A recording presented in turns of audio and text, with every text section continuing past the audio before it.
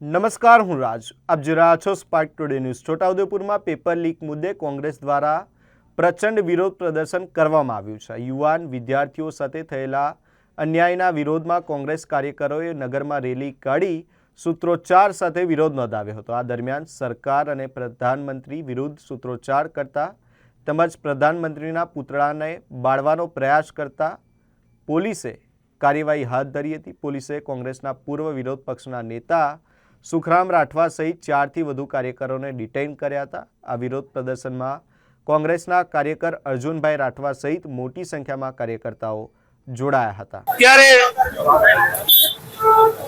જે ચાલી રહ્યું છે દિલ્હીમાં, એના પડઘા માત્ર દિલ્હી નહીં પણ આખા દેશના અલગ અલગ રાજ્યોમાં પડી રહ્યા છે. એના ભાગરૂપે છોટા ઉદેપુર આદિવાસી વિસ્તારમાં પણ કોંગ્રેસ સમિતિ દ્વારા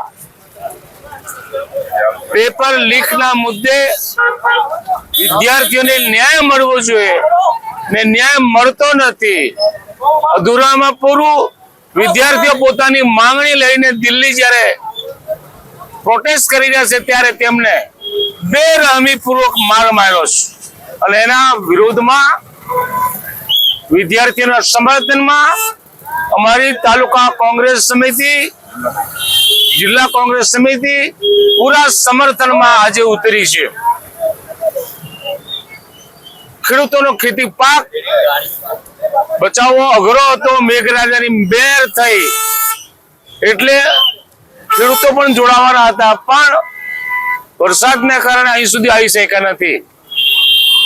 મોટી સંખ્યામાં બધા ભેગા થઈને દરેક તાલુકા દીઠ અલગ અલગ જગ્યાએ અમે આ સરકારના નિર્ણયનો વિરોધ કરવાનો છે. ને જ્યાં જ્યાં પેપર લીક થયા છે એવા સ્થળે એ જગ્યાએ જઈને અમે વિરોધ કરવાના જ છે. અને અત્યારે તમે જોઈ શકો છો કે અમારા છોકરાઓને જે પ્રોટેસ્ટ કરી રહ્યા છે એને પોલીસ ખાતું દમન કરીને પકડીને લઈ જવા માટે પ્રયત્ન કરે છે. એને હું સખત શબ્દોમાં વખેડી કાઢું છું. પ્રિન્ટ મીડિયા અને ઇલેક્ટ્રોનિક મીડિયા આ બાબતને થોડી ગંભીરતાપૂર્વક લઈ અને છાત્રોને, વિદ્યાર્થીઓને સહકાર આપે એવી અપેક્ષા રાખું છું.